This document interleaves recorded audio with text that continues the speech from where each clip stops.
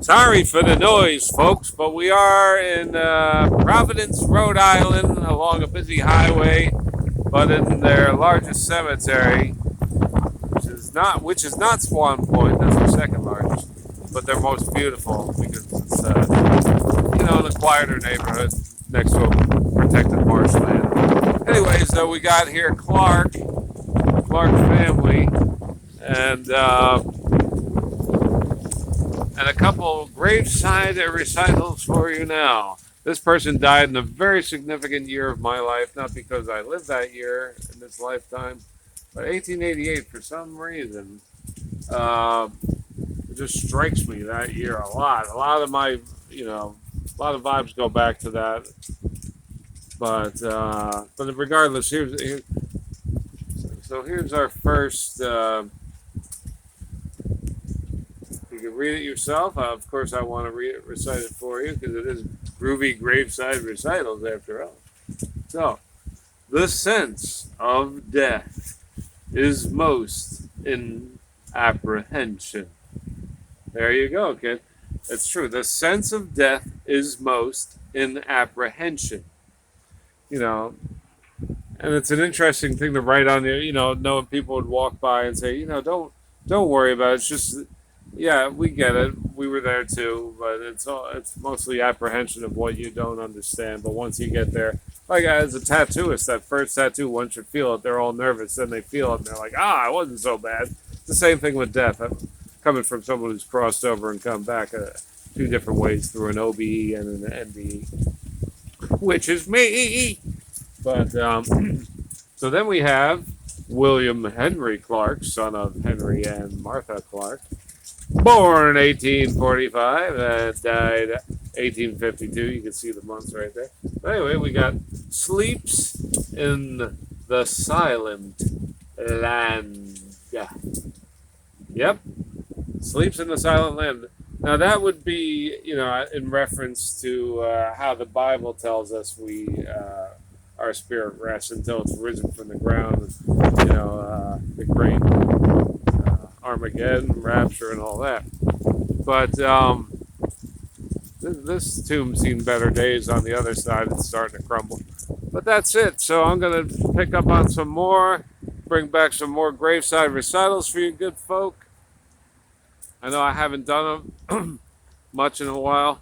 I'm just meeting my old bandmate from Graveside Service and very good friend, George, which is also known as Space Corps on the band as our lead guitarist. And talking about new music, never know if it's going to happen in these end times, what we got left to do. But, if it's within God's will and greater plan, so be it. May it be. But, we made our mark, and I'm happy and we're blessed to have ever worked together and met and become friends, like true friends thereafter. So there's that. I'll be back if I see any more graves, and actually there are really great epitaphs here. It's just I'm not filming them all. There's so many, I'd be overwhelmed. So this poor stagnant pond, I'm sure, was more pleasant looking, and in our Victorian days, this would have been considered a garden variety Victorian cemetery. Where families, would spend the weekends or whatever, or special occasions of that loved one's lifetime, and or just like they do today, just for exercise. To this day, I've already seen a couple walkers, joggers, but me, I'm, the taphophile at large, bringing it to you from now mostly all over New England. And this is not the cemetery of H.P. Lovecraft. That's Swan Point Cemetery on the southeast end of Providence. We're in the north end. No.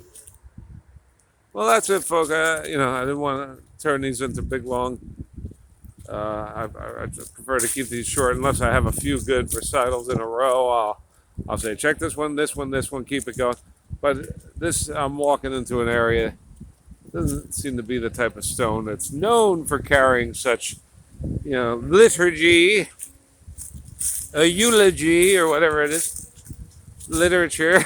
But anyway, God bless you all. God love you all here in these end times. I hope you're trying to, build a relationship with God because God's about to make Himself dead known to everybody because we can't be in the presence of God as humans or very sinful humans. He's so pure. You need to be as pure in your life and be forgiven for the rest for trying, through Jesus.